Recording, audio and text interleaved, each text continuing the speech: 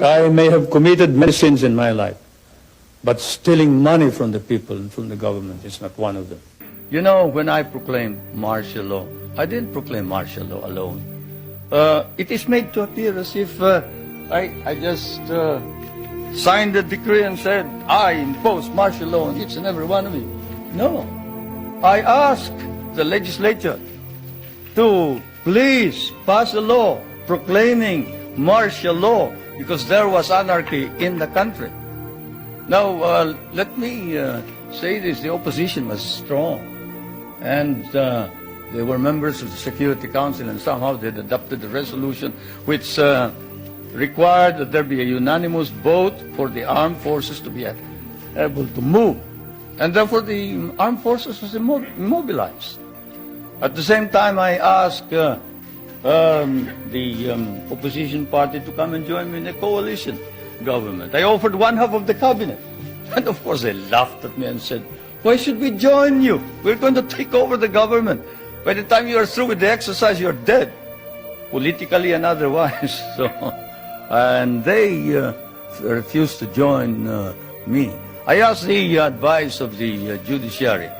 I asked the Supreme Court justices, the Court of Appeals justices, and the members of the private sector.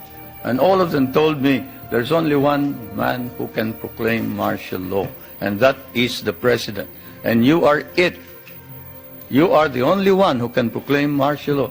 This is why I must carry this particular mark in our history. I could not have transferred it to the legislature. Why? Because the legislature did not have the power. What does the Constitution provide? The President shall be the Commander-in-Chief of the Armed Forces of the Philippines, and he may order the armed forces out to quell any disorder, riot, rebellion, invasion, insurrection, and in case of invasion, insurrection, rebellion, or imminent danger thereof, when the public safety requires it, he may suspend the privilege of the writ of habeas corpus or proclaim martial law throughout the Philippines or any part thereof. What does that provision provide? It provides that only the President can proclaim martial law.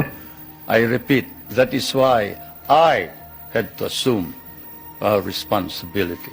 And I am not one for shirking duty. The people said there was necessity for proclaiming martial law.